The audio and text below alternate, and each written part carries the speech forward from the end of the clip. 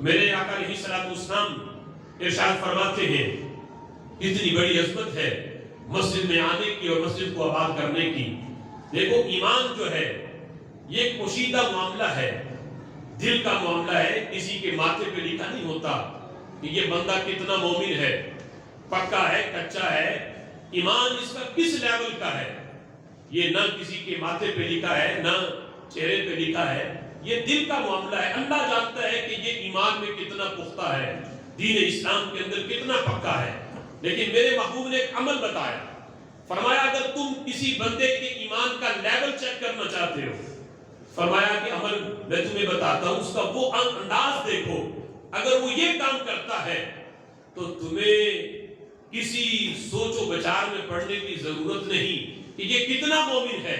فرمایا اس کے کامل مومن ہونے کی تم گواہی دے سکتے ہو اگر وہ ایک کام کرتا ہے. وہ کیا؟ میرے محبوب فرمانے لگے اذا رأيتم الرجل يعتاد المسجد فاشهدوا له بالایمان. سبحان اللہ. اگر تم کسی بندے کو دیکھو کہ اس کی عادت ہے وہ بار بار مسجد میں آتا ہے، جمعے کے دن ہی نہیں دن میں 5 بار آتا ہے. سبحان اللہ. فرمایا یعتاد بار بار آتا ہے، اس کی عادت ہے مسجد میں بار بار آنے کی. فرمایا اگر تم کسی بندے کو یوں دیکھو کہ مسجد کے ساتھ اتنا اس کا دل لگا ہوا ہے، ابھی نماز پڑھ کے گیا، اگلی نماز آئی پھر آ گیا. میرے آقا فرماتے ہیں اب سوچو بچار میں نہ پڑھو ایمان میں کتنا یہ ایمان کے اندر کتنا یہ آیا ہوا ہے. فرمایا فاشهدوا له بالایمان، اس کے کامل مومن ہونے کی تم گواہی دے سکتے ہو. فاشهدوا له بالایمان، فرمایا گواہی دو اس کے لیے کہ یہ بندہ پکا مومن ہے کہ جس کا مسجد کے ساتھ اللہ نے اتنا دل لگایا ہوا ہے. یہ ایمان کی علامت ہے، منافقت کی علامت نہیں ہو سکتی. سبحان اللہ. میرے محبوب علیہ الصلوۃ والسلام نے یہاں یعتاد کا جو معنی ہے ایک تو ہے مسجد کے اندر بار بار آنا، یہ بھی اس کا معنی کیا گیا کہ جو مسجد کے کام کاج کے اندر دلچسپی لیتا ہے.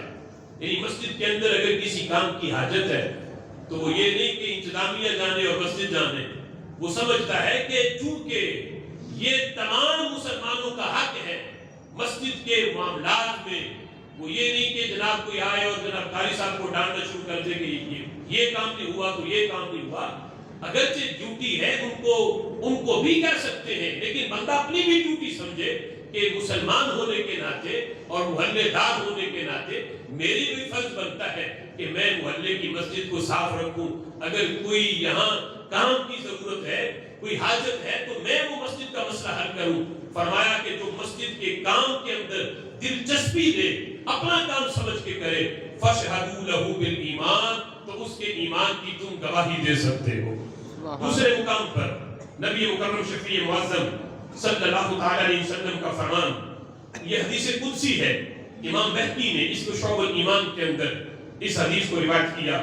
میرے آقا فرماتے ہیں کہ رب ذوالجلال فرماتا ہے، حدیث قدسی چونکہ اللہ کا فرمان ہوتا ہے اور حضور اپنی زبان سے اس کو بیان کرتے ہیں. حدیث اس لیے کہا جاتا ہے کہ بیان حضور نے کیا ہوتا ہے اور فرمان رب کا ہوتا ہے. تو حدیث قدسی اللہ فرماتا ہے انی لأہم بأہل الارض عذابا. اللہ فرماتا ہے کہ میں زمین والوں پر عذاب نازل کرنے کا ارادہ کرتا ہوں. میں تو یہ اللہ ارادہ کرے تو ہو جاتا ہے. یہاں ارادے کا پہلا درجہ مراد ہے، شروع والا، انتہائی نہیں، پکا عزم نہیں، بس معمولی سا جو ہم کہتے ہیں کہ ہم نے ارادہ کر رہے ہیں یہ کام کرنے کا.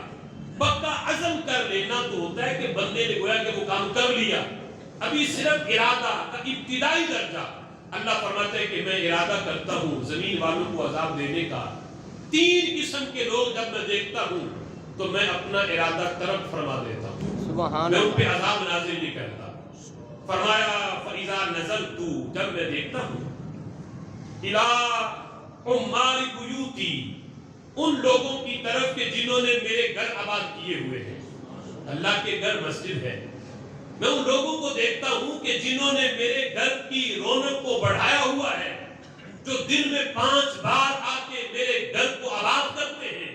میں ان لوگوں کو دیکھتا ہوں اپنا ارادہ طرف کر دیتا ہوں. اگرچہ بقیہ لوگ بازاروں میں گناہوں میں مبتلا ہیں، بدکاری کر رہے ہیں، عریانی فحاشی کے بازار گرم ہیں، لیکن میں جب ان لوگوں کو دیکھتا ہوں کہ جو مسجد میں آ کے بیٹھے ہیں سب کچھ چھوڑ چھاڑ کے، اور ان کی وجہ سے میں روئے زمین پہ ان لوگوں کو بھی معاف کر دیتا ہوں، ان پہ بھی عذاب نازل نہیں کرتا جو میری نافرمانی کر رہے ہیں، دیکھتا ان کو ہوں کہ جنہوں نے میرے گھر کو آباد کیا ہوا ہے۔ فرمایا دوسرا وَالْمُتَحَابَّيْنَ فِيَّ، جب ان لوگوں کو دیکھتا ہوں کہ جو آپس میں محبت کرتے ہیں لیکن دنیاوی لالچ کی وجہ سے نہیں، دنیاوی غرض کی وجہ سے نہیں، محبت آپس میں کرتے ہیں فِيَّ، میری رضا کے لیے، میری وجہ سے، استاد شاگرد کی محبت، پیر مرید کی محبت، بندہ اپنے والدین سے محبت اس وجہ سے کرے چونکہ اللہ کا حکم ہے، نبی کا فرمان ہے، بندہ اپنے استاد کا ادب محبت اس وجہ سے کرے چونکہ شریعت کا حکم ہے، یہ میرا رہنما ہے، یہ میرا مرشد ہے، میری رہنمائی کرتا ہے، مجھے رب کا پتہ دیتا ہے، مجھے نیکی کی تلقین کرتا ہے، اس وجہ سے محبت، کل کو یہ میرے کام آئے گا، اس وجہ سے محبت، دنیاوی غرض کی وجہ سے نہیں، اللہ کی رضا کے لیے۔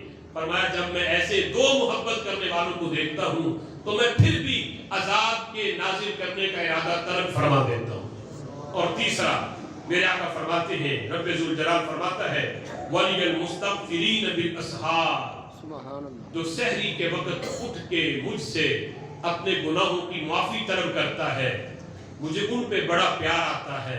اللہ فرماتا ہے میں ان کو دیکھ کر بھی عذاب نازل کرنے کا ارادہ ترک کر دیتا ہوں کہ چلو بقیہ سارے تو سوئے ہیں لیکن یہ تو ہیں کہ جن کی آنکھیں سحری کے وقت نم ہیں اور میرے عذاب اور میرے خوف کی وجہ سے وہ لرز رہے ہیں اور مجھ سے اپنے گناہوں کی رو رو کے معافی طلب کر رہے ہیں۔